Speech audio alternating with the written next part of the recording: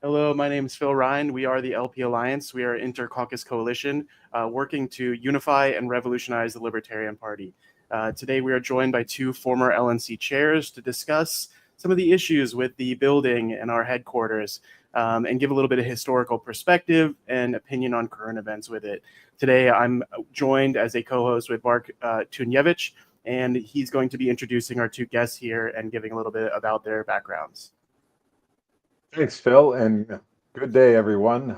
This is going to be a fascinating discussion about the LP headquarters in Washington, D.C., the events leading to its purchase. And we've got two gentlemen here who were both in person and, and had a clear exposure to why we bought a building in the first place, what were some of the reasons. That's what we're going to talk about. Just by way of introduction, Jeff Neal, an LP member since 1980. He has served repeatedly on the Libertarian National Committee, including as an at-large and regional rep. He was a Texas state chair in the late 90s, early 2000s, and did two stints as LNC national chair, most recently ending in 2014. Jeff is the co-founder and chairman of the International Alliance of Libertarian Parties and received one of the LP's most important awards, and he has been inducted into the LNC Hall of Liberty. A small trivia item for Jeff: the last national convention in DC was his 20th consecutive LP national convention. So welcome, Jeff, and thank you for joining us. Thank you. And now we are also joined by a gentleman who has the distinction of being in the party both longer than Jeff and myself, Mark Hinkle. Many LP California people will know is a longtime Libertarian Party leader and activist. I think most impressively, he has served. He has served not just as chairman of the Libertarian Party of California and the chairman of the National Libertarian Party, but he was also awarded at the 2022 National Convention in Reno the coveted Thomas Jefferson Leadership Award. And it doesn't get too much better than that either. He has been a candidate for office and was on the California Executive Committee for more than 25 years. So please join us in welcoming Mark Hinkle to the show.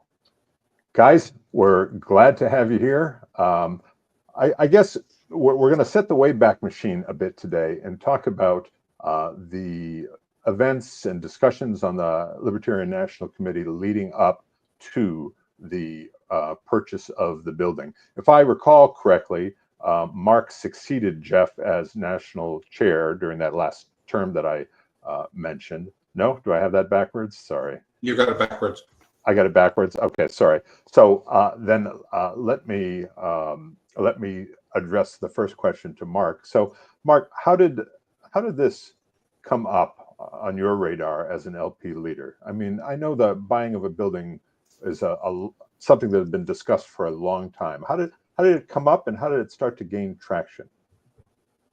By the way, Jeff not only preceded me, but he succeeded me as far as the chair. So he's on the flip side, and I'm the meat in the sandwich there. Actually, I get to blame Jeff for the whole idea. When I became LNC chair, Jeff said, "Hey, we are spending somewhere in the excess of $12,000 a month to rent an office space in the aging Watergate building. And when we moved there, it was kind of a, shining, hey, the Watergate, hey, everybody knows Watergate. And it was like, hey, the Libertarians have arrived in Washington, D.C. But after a few years, literally parts of the building are falling down. And again, we're spending over $12,000 a month. So that's a heck of a lot of money. And so Jeff said, hey, why don't we buy a building? And part of the reasoning why we made so much sense is with the FEC, of course, there are restrictions as to how much money an individual can give to a party. but there's a separate building fund that they allow them to double that. And so there's opportunity for some of our major donors to contribute more than what FAC allows in any particular fund. And I think there's a legal fund, if I recall correctly. Jeff, is that right? Yeah, there's So three. There's a capital acquisition. There's the legal fund, which I believe we still have, at least maybe have some money in that, and also the convention. If you create a convention committee that is funded in the right way, the FEC likes it, then you can take corporate donations as well. That's news. That's news to me. So the bottom line is that from a strictly monetary standpoint, it makes a whole lot of sense. Other issues that I recall, and Jeff probably has a better memory on these, but one of the deals was we thought maybe some of the LP officers and or staff would actually lobby Congress. I mean, hey, you're right there in DC, so if there's some particularly bad bill that we can step up before a subcommittee and say, hey, knock it off. It's just a cab ride away, right? And as it turns out, again, it was a particularly popular fundraising mechanism. I talked to former operations guy, Robert Krause. I believe over 1,000 members contributed to the building fund. Some as little as $2, and some in the $25 or $25,000 range. And so it was a very successful fundraising project. The part of the controversy was there was a mindset of, frankly, a majority of the LNC that I served with that said, well, we're not in the building, rental business. It's not our core operation. Yeah. And but I did get to manage them to pass them a resolution saying that I think if I raised 225,000 or 240,000, I don't remember the exact amount, but he said, hey, if you can, raise in pledges over $200,000, we'll consider it and move on. And I think I raised slightly over $200,000, but not, I didn't match the goal. And I believe it was the December LNC meeting in Las Vegas that they voted not to pursue the building. And to me, one of the crying shames about that is if you give money to a building fund and you don't buy a building, guess what? You got to give it back. It also highlights national chair giving money back to donors. No, that is a cardinal sin. It also highlights that you had a bunch of members that really believed that the party needed this physical space in kind of the heart of politics in the country, and they were willing to give. And you said many of them at $25,000 a piece, just because you were shy slightly. Obviously the will of the LNC may not be matching perfectly with the members. So how did it then transfer from you not being able to get it approved there to kind of the process of eventually getting it approved for a building? Well, that's where we turned it over to Jeff Neal because he succeeded me and he got it over the goal posts. Well, okay. And what I'd like to do is actually go back a few years before the efforts to buy a building. Because, have LNC meetings. I was in DC fairly often and I talk with people. And one day coming from the GW metro station, walking to the Watergate building, I went by and I saw that there was a building there where an entire floor was for sale. And I mentioned it to, I believe it was Steve Dossbach at the time. I said, hey, that would be really kind of cool. I mean, have an entire floor. It says it's like 3,400 square foot, which is more than we had in the Watergate building. You have an idea what the price is on that? And he said, yeah, it's too much. We can't afford it. It's $425,000. Now, mind, this was at a time when our budget was probably $3 million plus per year, back Harry Brown days and stuff like that. And I just kind of blew my top because $425,000. I mean, come on, how much do you need to come up with? You say, okay, we need 30% to come up with that, and how much is it going to cost to service that? A tiny fraction of what the Watergate was costing. So anyway, I kept that in place, and then when Mark won his chair, which was due to a brilliant campaign, he was running against Mark Rutherford and Wayne Allen Root, basically, in St. Louis, and Mark won. Good job, Mark. So anyway, when I ran for, when I ended up becoming chair in 2012, which was not because I had an active campaign, I did not. Probably the strangest chair election we've ever had in the Libertarian Party, which, I mean, nominations were reopened because Mark Rutherford beat out Mark Hinkle in the first round, and then it ended up being a tie between Noda and Mark Rutherford. And people are going like, wait a minute, it says that you've got to have a majority, and even if it's just one, you can't have Noda because, Noda didn't win and Mark Rutherford didn't win. So they reopened nominations, and I ended up getting it then.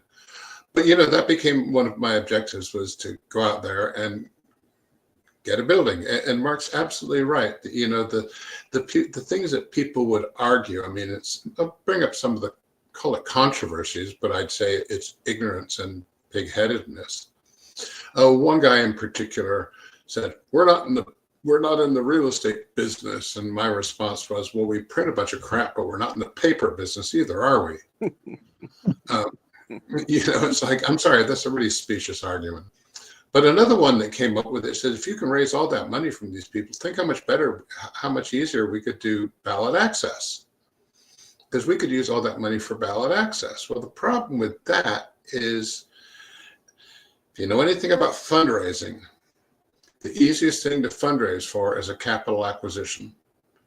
The second easiest thing to raise funds for is, we're going to go out of business because we're in such deep shit. You can get people to open their pocketbooks if they think they're saving an organization. But other than that, I mean, ballot access is not an easy sell. You come and you say, hey, Jeff, we'd like you to give us $5,000 so we can get on the ballot in Oklahoma, as an example. And I write the check and you succeed and you get in there. Well, if you don't change the laws, 4 years later, you're going to go, hey, Jeff, can you give us another $5,000? But when you make an investment, it's not a donation. The people who gave money to the building made an investment that turned into an asset for the party. You can go visit your money. And that's one thing I wish people would keep in mind, is that the people who put down a chunk of money bought a piece of that building, and it's still there. So, it took some time. It took a lot of Machiavellian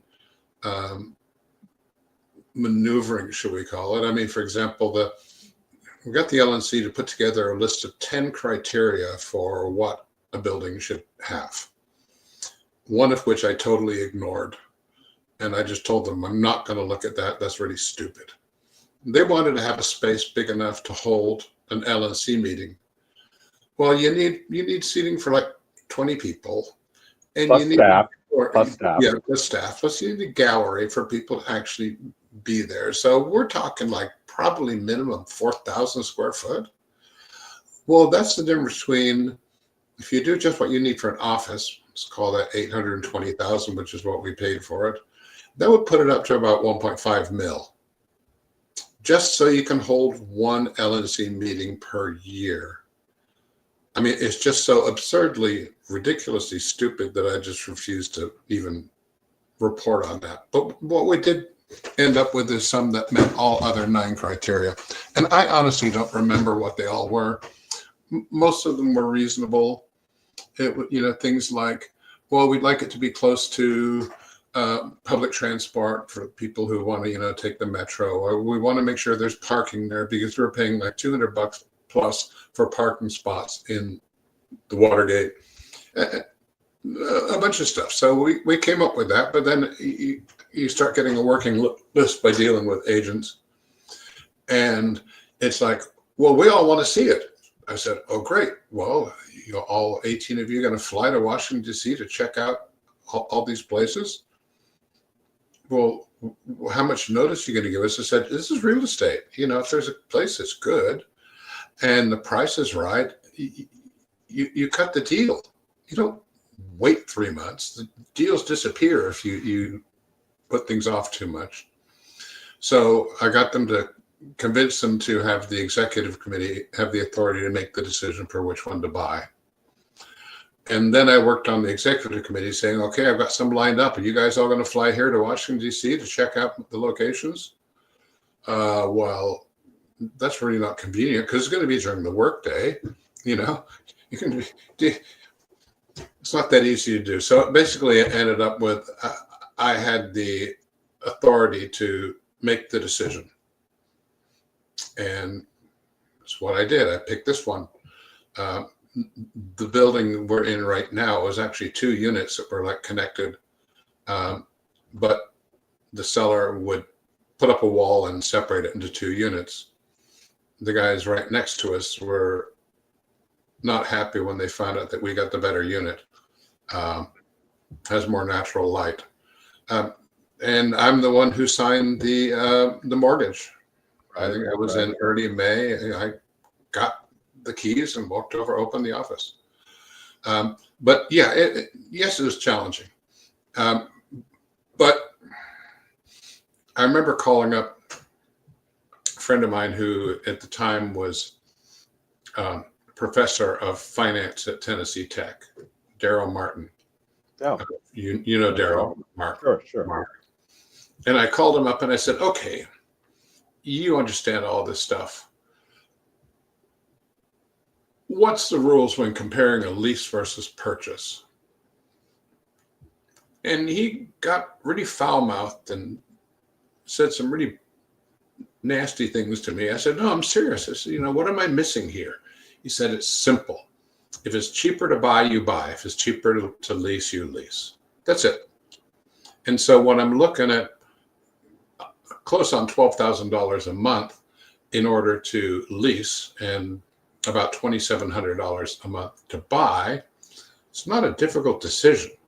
But that's why we bought a building, to save the money.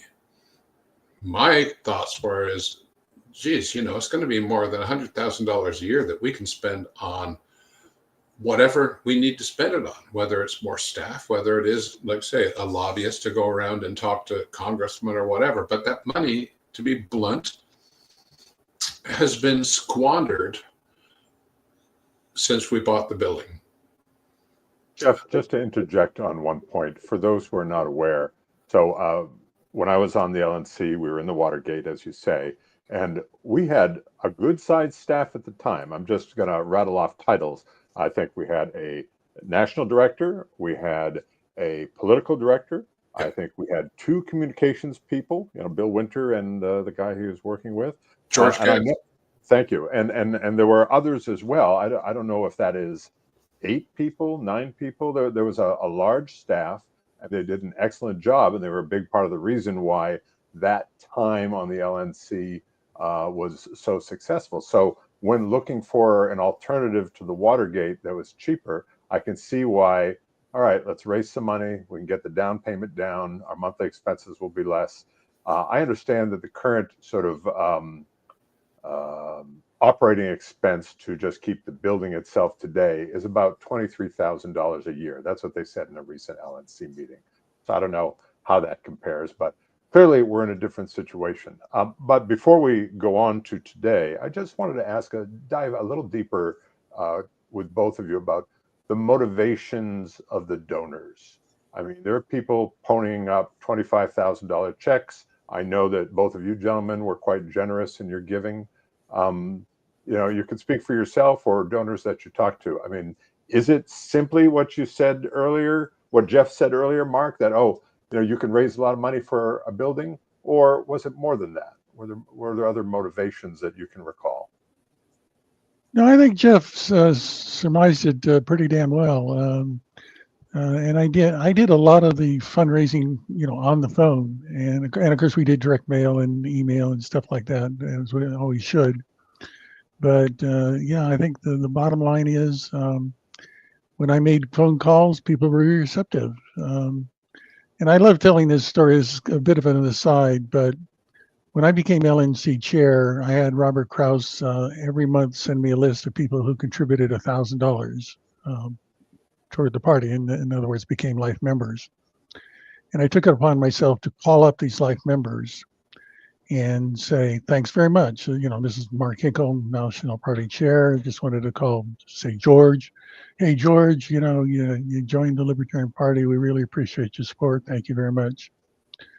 Well, one of my customers that I called up and talked to like that, he said, okay, you're just calling to ask for more money? I said, no, I just wanted to say thank you. And he said, okay, great.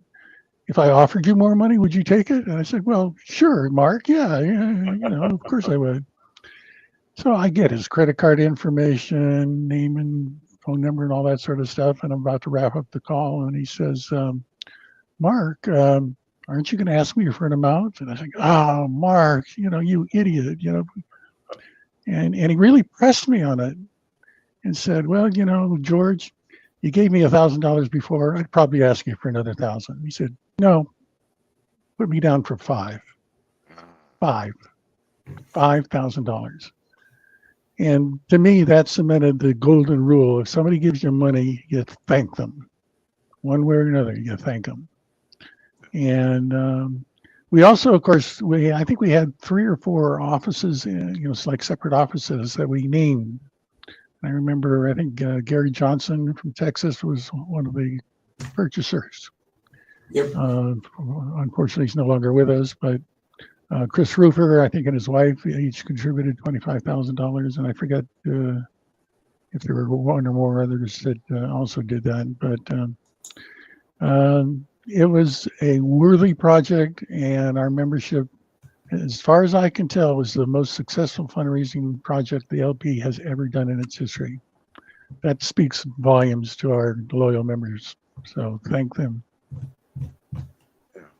So I have slightly off topic of the building, but you bring up the point of making these phone calls to former donors and kind of building that relationship with them, somebody that believed in the party, and how that kind of personal touch is a big deal for pulling in more funds, that you're being receptive and you're thanking these donors. We had a recent chair replacement that happened when Angelo McCardle left, and one of the options was Michael Heiss. And when talking about fundraising for the party, his response to making phone calls was essentially that, what, do you want to call somebody and get yelled at? And it always kind of shocked me that was kind of the mentality that could have been kind of housed inside the LNC and probably was for the last few years. How much do you think that sort of mentality has affected the declining value in the party if people are not willing to reach back out to old donors?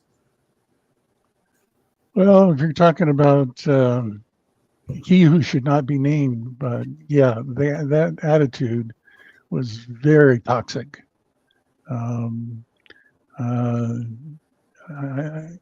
I think there's a combination of events. For one thing, remember what the slogan was of the Mises Caucus? They're going to take over the Libertarian Party.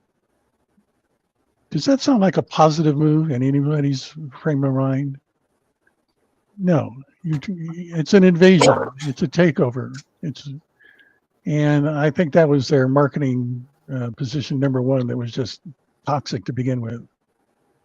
And then the other problem is because they literally drove out decades of experience from the office. As far as I know, once they took over, every experienced member of the LNC's staff was gone. That means, so why do you need a building? Decades, except the building, yeah. And the building, of course, has no innate knowledge of itself. But all the experience and knowledge that was in the office staff is gone. And surprise, surprise, membership is down, fundraising is down, LP news is no longer being published. I could go on and on and on. After 2 or 3 successful presidential elections where we had all 50 states, We missed 2 or 3 or 4. I can't remember exactly the number, but the incompetence and the ignorance obviously took over, and we paid a hefty price because of that. So can you gather my feelings about the Mises Caucus from that conversation? I do, and I should probably be clear that in the LP Alliance we do have former Mises Caucus and some Mises Caucus that believe now that that process was actually damaging to the party. So there are many people that have woken up to this idea of kind of tearing the party apart was really a bad thing, and that we really should be trying to find ways that work together and push liberty forward, and not have try to own what it means to be a libertarian and force it down people's throats, because that seems to turn off long-standing libertarian donors. So yeah, I do want to be clear that the LP Alliance is not just a anti-MC, but you're right. The strategy was take over. We're going to bring in our own money. We're going to throw away all of this history of the party, and it seems that it was extremely damaging. And now we're at the point where the question is not anymore, oh, is it cheaper to rent or is it cheaper to buy? It becomes, do we even need a building at all, whether it be the symbolism or the fact that we have staff operating successfully. So I agree with you that it is kind of a very sad trajectory as we've seen recently. Yeah, and Phil, let me also follow up by saying there's a bunch of people who came into the Mises Caucus who are competent and who are favorable for growing the party. I don't want those people to leave, but a lot of the membership, heist out here in California, we have probably the most toxic chair that we've had in our history, and membership's down, fundraising's down. I mean, it's all down. It's all downhill, and we have to fix it because of the incompetence of the chair. The LP had to pay a hotel, I think $8,000 or $9,000, because we couldn't use the convention site because he failed to give proper notice, and he did it late. And hotel contracts are pretty ironclad, and if you don't show up, you still have to pay. And so enough of that. Enough of that negative stuff. Well, Let's get back to the positives. It is just a sign of, again, more poor stewardship of donors' money and of the history of the party, and what we represented and what we're trying to do. So yeah, I'm sorry. I just wanted to say that again. Jeff, you said you were about to say something before that finished. So yeah, I've got a couple of things to throw in there, but I'm just being patient. The one thing, I mean, we're seeing this intergenerational conflicts in terms of preferred methodologies of being contacted. I come from the time where if you wanted to talk to somebody, you call them on the phone. Well, I've adapted. I like texts, and I say, hey, Mark, I'd like to talk to you. When's a good time for you? And then they can say, call me now, or call me tomorrow morning, or I got a meeting, or whatever. You can do it really easily. Some people younger people just don't like talking on the phone. A fairly large number of them. Now, when it comes to donors, how do you contact them? Any way they want to be contacted if they're going to give you money. And there's one big donor that I'm not going to mention the person's name, but Mark knows them. It's really simple. Time is valuable to them. And if you want them to fund some project or something, then you write a document no more than 2 pages, and you fax it to them. And if they're interested, they'll get back with you. If they're not, you'll never hear from them. That's how they want to do it. But when you're talking about somebody who can write 5, 6, digit checks, you go, that works for me. So a large degree in today's world, you need a multi-method of getting in touch with potential donors or contacting them, whatever. And if there's I'd say just ask which way they prefer, and then in your files, have a little tab. They like emails. They like hard written letters. When somebody wants money from me, and most of what I get for calls for money are not from the LP, they're from charities. they'll call up and say, well, can you pledge this much? And I say, no, I'm not going to pledge, because pledge is a legal contract. You can come after me legally to collect that money if I don't. So you send me something in writing, what you're going to do with it, and I'll consider it. And if I like it, I'll send it a check. Well, it would really help me if you pledged today. Well, I don't give a shit. I'm not going to do it. And I said, my wife and I treat this very much like corporations do. They'll get requests for grants from 500 different nonprofits for money for all sorts of stuff, summer camp for kids, and scholarships at local school or whatever it may be. And they have a giving board that reviews that, goes over them, and goes through and say, which ones do we want to give to? They do a little background check and all that, and that's how it's done. I will tell you that people who have more than 1 month's worth of income in their emergency fund, that's how they're going to do stuff. So when you're going after those big money, that's what you do. Pissing off old people is not a good idea, because many of them have a crap load of money. Okay, and pissing off somebody who lives in their mother's basement and doesn't have a job, I'm sorry, the financial risk of that is not much. But the other thing I want to bring up is I predicted, or I didn't necessarily predict, I said that we have the same risk. Back in the early 90s, this guy named Pat Buchanan took over the Reform Party and basically hosed it, just totally destroyed it. And part of the way that was done was saying, well, hey, anybody who wants to be a delegate, be a delegate. And I think that, well, Mark, do you remember that? Didn't they have over 500,000 delegates to their convention? Well, so they brought in people that they had no skin in the game. And because they had no skin in the game, well, why do they care? And I said that, well, basically the same thing could happen in the LP, and it did. Since you can show up at a convention and just sign a piece of paper that says, I signed the NAP, now I'm qualified to be a delegate to national convention, yet they've never given any money to the national party.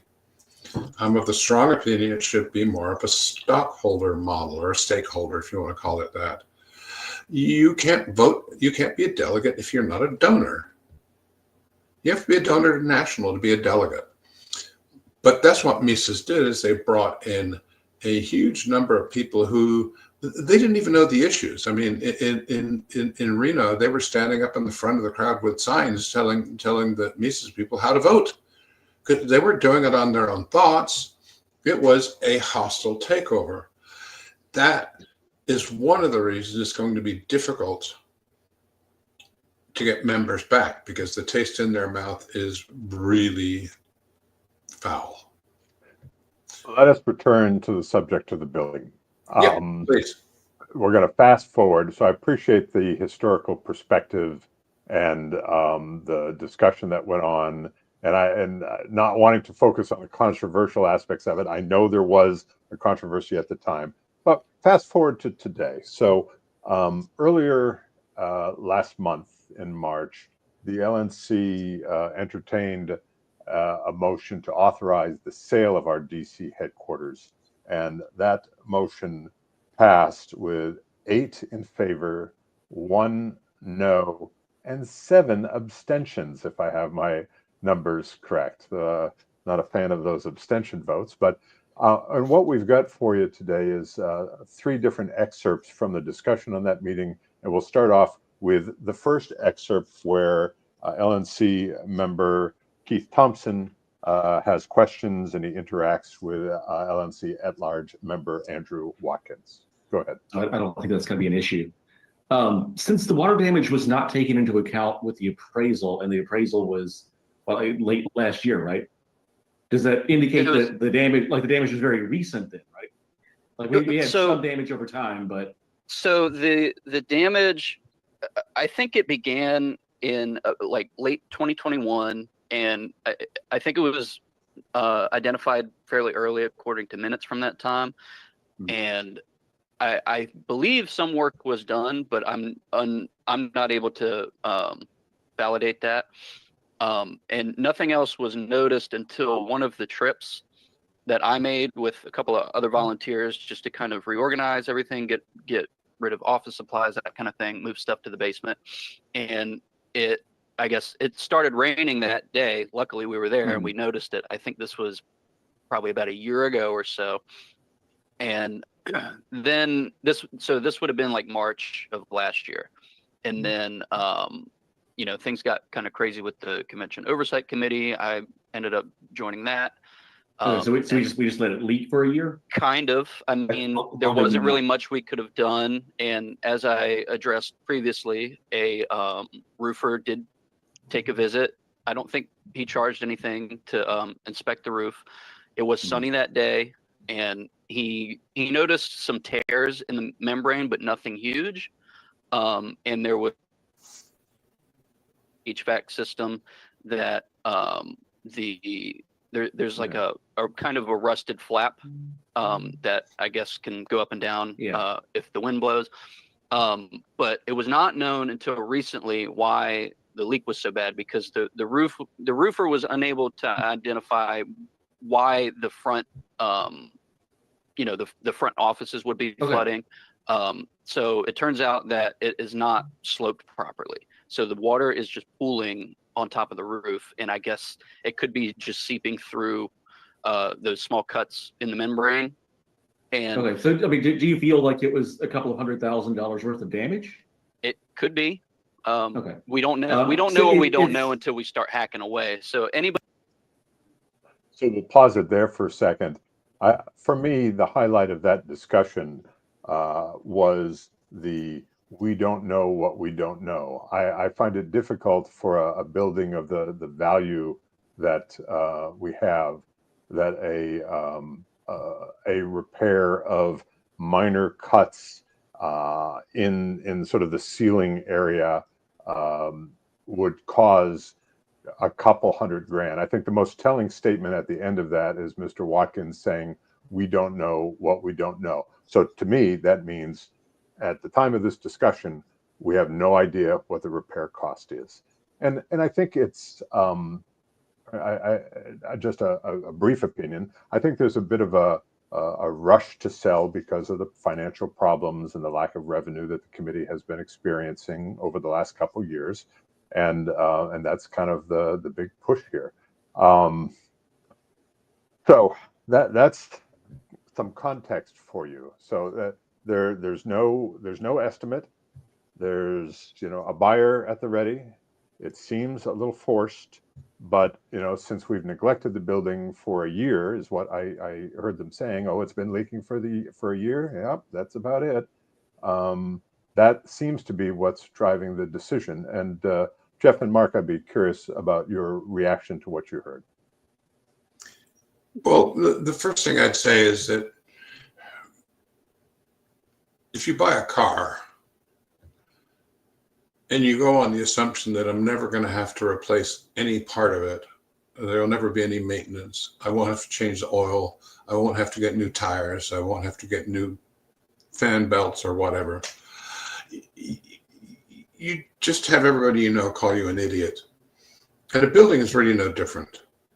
You will have ongoing expenses with owning a building, which warrants, in fact, I'd say, again, it's folly to not do it, is the same way a condo complex would do, is where they have a set aside basically for ongoing maintenance that you're going to have to deal with. After every certain number of years, you're going to repaint, whether it's 6 years or 8 or whatever it is. You're going to have air conditioning problems that need to be done. Generally, if you take care of things like that, right, it might be expensive to fix that air conditioner, get a new compressor, but it's not like you have to replace everything with the air conditioner. It's a certain amount. And to the best of my knowledge, talking with Robert Krause about this, money aside for that purpose. And that's, to me, just, it's ignorance of how to run a business.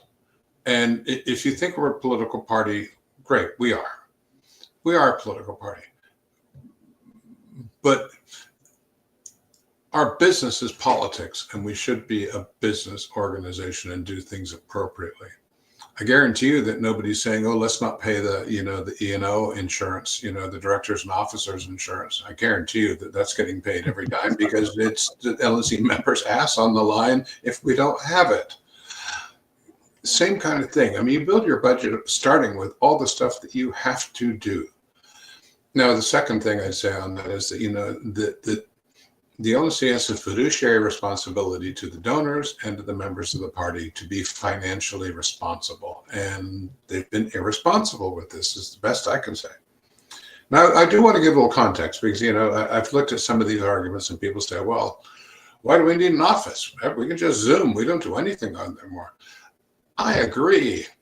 And if we had a crystal ball that could guarantee us within what period of time there would be Zoom or internet-based broadband teleconferencing that was virtually free, maybe we would have made a different discussion. But back then in 2014, teleconferencing facilities were extremely expensive. We could not afford to do it. And so it was actually cheaper for people to fly to LNC meetings than it was to have, the teleconferencing thing set up. Things changed. The decision to do that should really be judged on what the factors were at the time. Today, do we really need an office? Maybe not, but I would still argue that I mentioned to you, Mark, that here in Texas we have the legislature's in session right now. We've got two people who are working full-time lobbying senators and House of Representative members on issues and topics and bills that are of interest to us. They're paid. Well, one of them's paid, the other's volunteer. But they're costing money, and here we are in just lowly little Texas, doing that stuff. But do we have anybody doing that at national? And the answer is no. And when was the last time we had anybody doing? The answer is, well, I don't remember anybody who was doing it consistently. Way back when Don Ernstberger, if you remember, Mark, I think he was doing some of that. But he also, for a period of time, was a congressional staff member. I think it was for Dana Rohrabacher, but I can't quote me on. So that might be an argument about why it would be good to have an office there if we had, a political director and call them lobbyists working out of that, because that's really where you do need to be. You can't do that remote. You have to get in there with the staffers. You have to establish long-term connections with them. These are just people. And you'll find that a lot of Republican staffers are like, well, I'm really a libertarian, but libertarians can't pay my wages, so I work for Republicans, and I have good friends that's what they do. You can't do that when you're remote. But does that mean that we need the office we have? No. Again, maybe you do with the kind of shared office type space where you've got a receptionist that answers the phone, and you've got conference rooms that you have free use of when you need to, if you want to do a face-to-face with somebody, but otherwise the costs are relatively low. And that would be an alternative to having this building. But the real question for me is not do we sell, is what becomes of the money you get for selling it. Well, before we go there, Jeff, I want Mark to listen to this clip about the value of the building was part of this discussion too. And I've got one clip after this, and then we'll go to what we might do in the future. Go ahead, please. And you can always order a second opinion. Right, which I guess is my lengthy point here is would we be wise to see if the 650 figure is fair at this point? I believe that it is fair. I think waiting for another appraisal and then potentially not having a buyer, and then later on having to fix the roof anyway, and then having to hire an agent to find a buyer, I think we're going to end up right back where we are, even if we sold it at what it was appraised for. I do appraisals for a living. I ran it by a certified general appraiser in Virginia. Didn't see anything wrong with the appraisal itself. I looked at the comps. I really don't think you're going to find any better comps. I mean,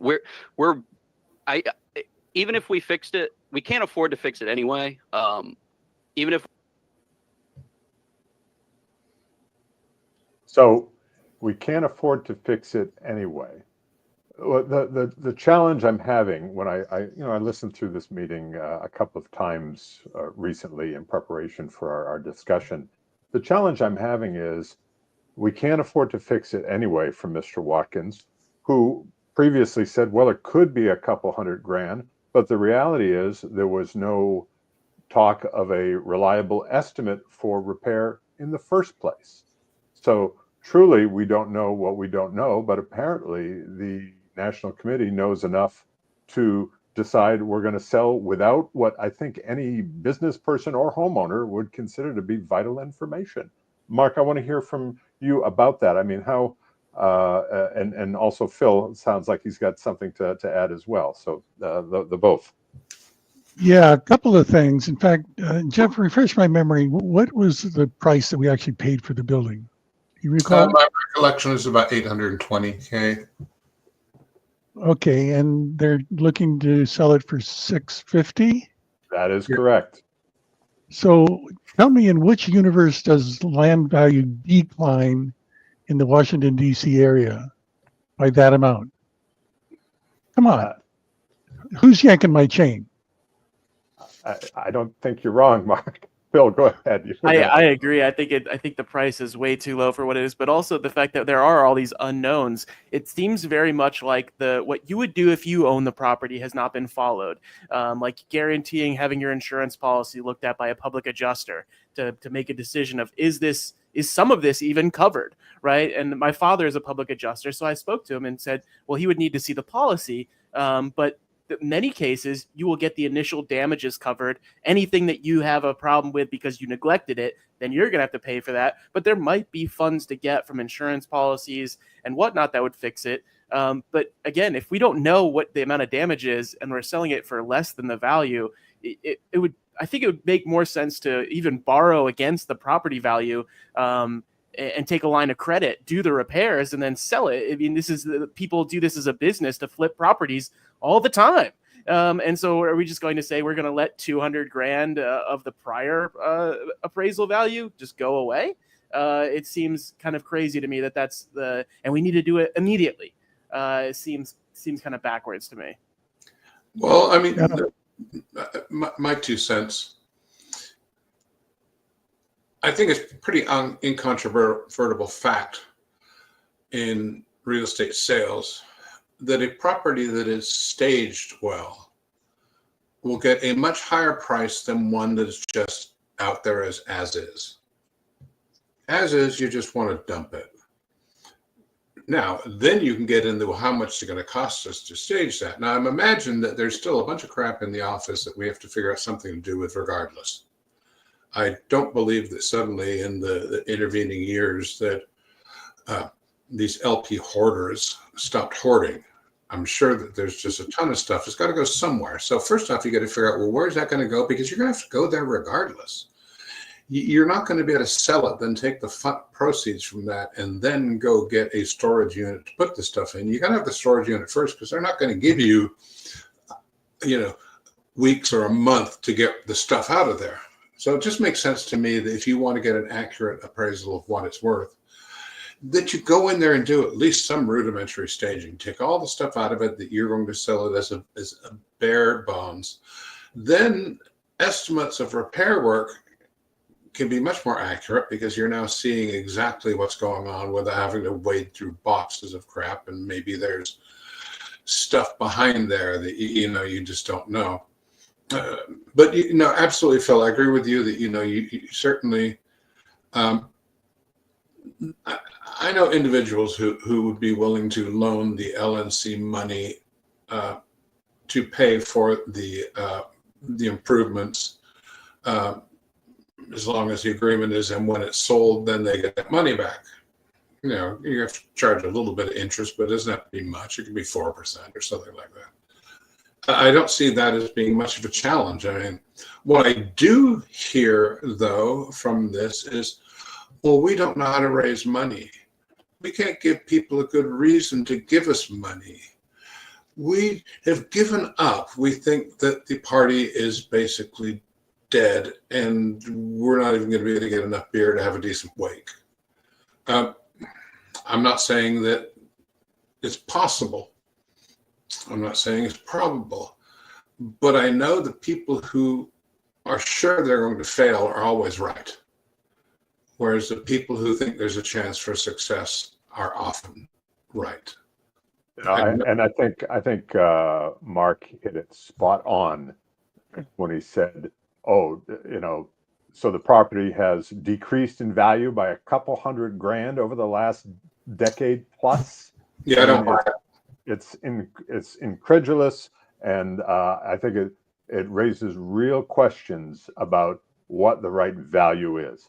So let us move on from value right now. We've got one more clip, and this is with LP National Treasurer Bill Redpath talking about some FEC issues. That's in order. If the body would be so kind as to not object to Mr. Redpath's question, I could allow you to ask it. I'm okay with that. As the motion made, I'm okay with that. My question is, where specifically Mr. Watkins said he submitted a request for an advisory opinion to the FEC. First of all, I don't recall seeing this. Did I miss something? I don't recall seeing this. But where do things stand in terms of a response to the request from the FEC? I sent an email to, I think it is ao@fec.gov. And when I talked to them over the phone, they said it could take 60 days. And they said to ask for it to be expedited. And I did that. We'll and how long ago was that? If it would take 60 days, how far into the 60 days are we? This was a couple of days ago. Okay. Thank you.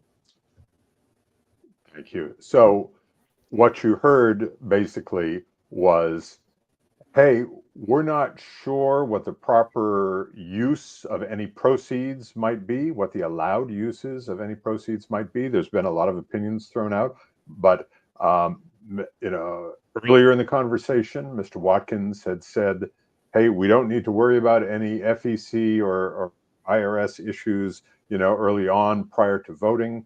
But this makes it clear that only 2 days prior to this meeting had a request for an advisory opinion was even asked for.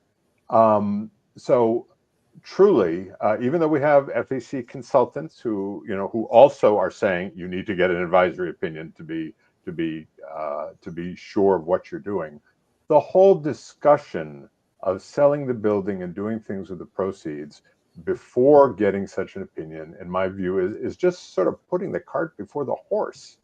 And it just seems, to Jeff's earlier point, it seems unbusinesslike, which is not something I usually had associated with the LP. Well, Yeah, Mark. good. Mark, yeah, let me jump in there for a second. The rumors started, I think, about a year ago about selling the building.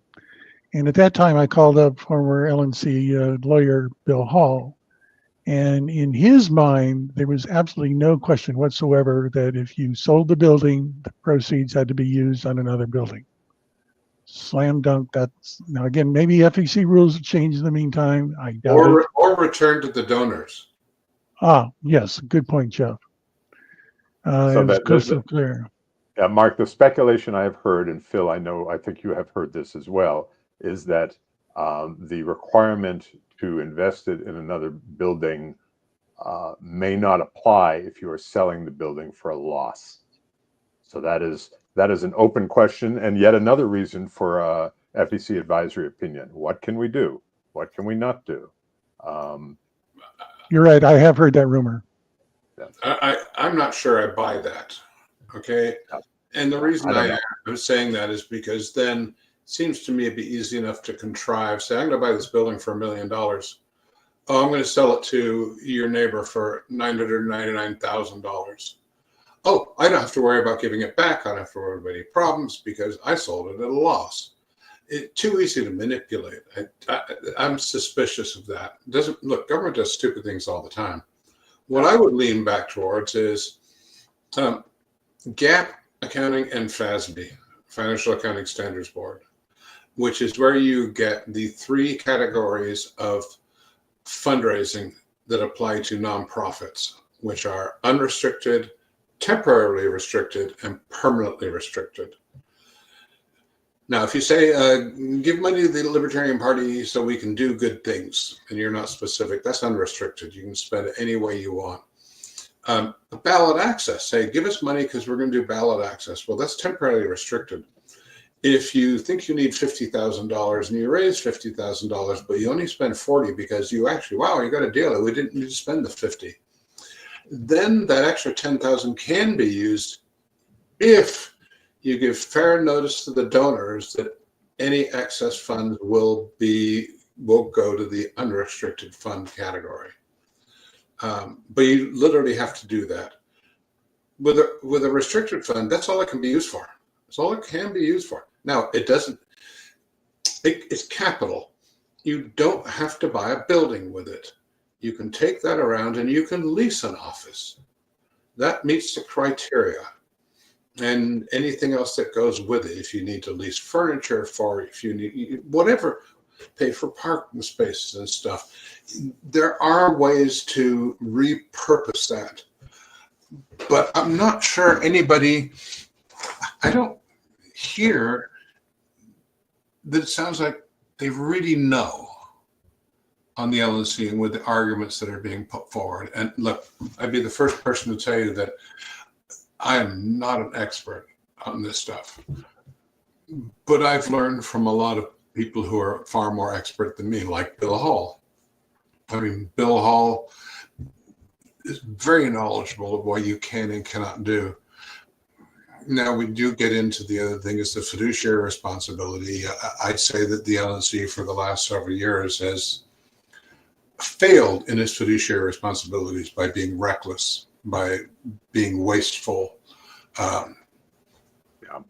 Bill Hall, for those who don't know, longtime general counsel for the Libertarian National Committee out of Michigan, is not in that role currently. So to the earlier point that was made about investing in the building, doing the repairs, and potentially regaining some of the value, we have late information that at a LNC meeting scheduled for today's Thursday, 3 days from now, Sunday, there is a agenda item to approve $16,000 for funds to be used to repair the headquarters. So whether that's an initial amount or whether somebody finally got an estimate and we're going to hear about it. So I wanted to share that so at least we know that maybe somebody does have the right idea of fulfilling their fiduciary responsibility. So talking about the future, and Jeff mentioned the idea of leasing. So assuming a sale happens and that it can be used for such things. One conversation I had heard a couple years ago was to move to a sort of a regional field office model, whether it be seasonal or year-round, to support our electoral activities, concentrating in a particular state or two, leasing, perhaps. I've also heard the other idea of a purchased office in a lower cost area. And then, of course, there's the people who advocate 100% virtual. Phil, you get an opinion on this? You're the youth on this. You're the youth at the table here. Give us your perspective of today. I think in general, I looked at the fact that I'm not super sold on the idea of, we have to have this building in DC. I looked at its loss and it's not replacing it with something else as more of a sign of like this decline. And so that symbolism alone makes me angry. But where it is or what its purpose is, I'm okay with the idea of it moving around. I think it would be okay. And I think regardless of what happens, I think there's always going to be, like Jeff had said, the idea that people that want things to succeed tend to make them happen. And I'm of the mindset that no matter what happens, that if people that do want that to happen get involved, that it will be rebuilt. A building can be repurchased. So regardless of what they do, I think we can still be okay moving forward. But it does frustrate me that they're very much so ignoring these FEC rules and then basically pretending like they're not going to, do anything with it, or that they're going to ignore the advisories. And I think it's kind of a sign of what the prior culture is do whatever you want. And then if there's a problem, pay the fine or whatever. When in reality, this could really hurt the party, open it up to more lawsuits and bankrupt it. And then kind of the idea that a group of people came in to destroy the party, maybe that's the end goal, is to do that, right? Is to completely tank it by violating all these rules, not paying back donors, and incurring more lawsuits. I don't know what the answer is moving forward. I'm just hopeful that people can coalesce around the idea of fixing the LP, so that way we don't have to have this kind of horrible condition we're in currently. But I had not heard the idea of moving around regionally, and I think it would be a good idea solely because we have states that we do need to lobby heavily for ballot access. So if ballot access is going to be our main goal, having offices kind of move to that area, focus on trying to change legislation there and investing money specifically for that, and then moving on to another state might be an effective way forward. As long as there's something that says we are grounded, we are a party, and we're serious, I think that would be okay. Sure. I forgot we didn't have time for all the clips I would have liked from that meeting, but it has been made clear in that meeting and prior ones that part of the use of the proceeds would be to pay off, I think, a high five-figure credit card debt that the party has incurred, over the, during the McCardle administration, and it exists today as well. So that's a whole separate discussion of using a long-term appreciable asset to pay off what should be a short-term debt. But now, we all know what happens when you rack up the credit card debt. So guys, this has been a fascinating discussion. I'm going to ask everybody for their kind of final thoughts in a second. But, for me, the big takeaway in re-listening to that meeting is, where's the estimate for repairs? Why is the purchase price so low, given that we have an appraisal? And where's the analysis showing that a building that was purchased more than 10 years ago is worth 200 grand less today? I don't know that the LNC has seen that. Certainly, they've not made it public. So for me, that was part of the takeaway today. And the other part was just understanding, there are people in this party who have done a great job in fundraising. You both are two of those people. It's possible, and it's possible when you put the right faces forward and you have the right leadership in place. So that'll be my final comment close. But Mark, what else would you like to say? Yeah, two closing points. So I talked to Robert Krause about a month ago regarding this leaky roof situation. And he told me, I believe it was in 2010, they did some roof repairs that came with a 20-year warranty. Well, that has not expired, if in fact that is the case. Now, again, Robert might be mistaken, but he rarely is. So if there's a warranty issue, and how come that was not pursued? Get it repaired. The other question is, as I understand it, the office literally has been vacant for 2 years. Why wasn't it rented out to another nonprofit and rental income come into the party? That would be, $5,000 a month. That would be a nice chunk of change. Again, getting back to Jeff's financial responsibility of the LNC, they botched it. Yeah. Jeff, go ahead, sir. I mean, the one thought I had is, people have asked, of course, it's one of the biggest discussions going around. Is it worth trying to save the LP? Has the brand been polluted too much by what's gone on in the last several years? And I don't think it is. And the reason I don't think it's been that polluted is because we're still just not that important to most of mainstream America. Are things better than they used to be? Yes. Now there's a lot of people in this country who know what libertarian actually means, whereas 20 years ago we were talking about changing the name because nobody knew what a libertarian was.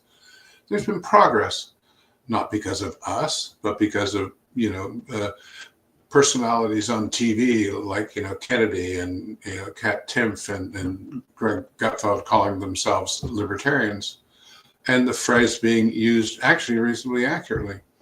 But there's two different challenges, and one I cannot help you with. How to appeal to young people who live in the world of nothing costs anything. I get on the internet and anything I want, whether it be porn or movies or whatever, I can get it for free. What's the reason that I should give money to a political party?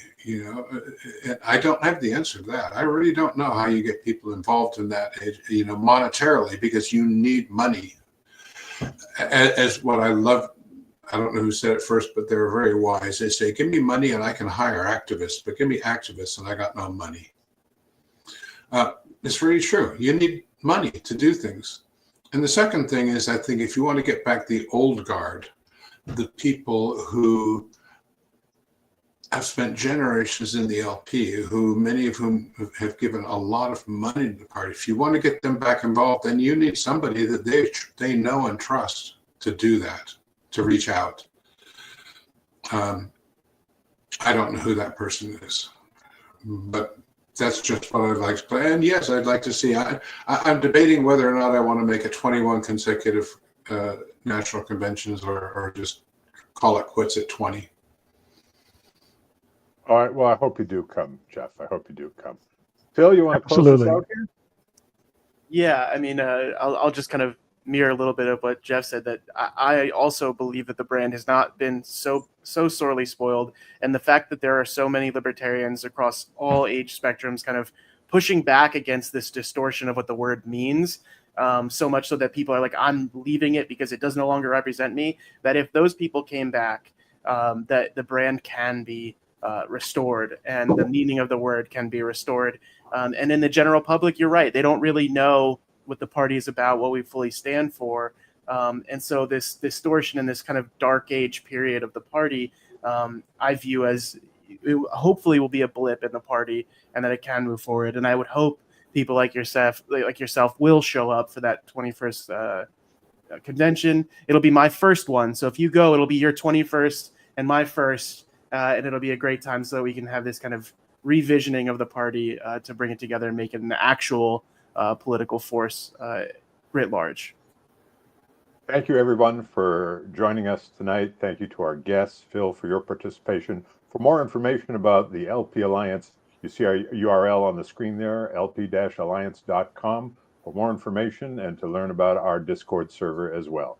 Thank you so much.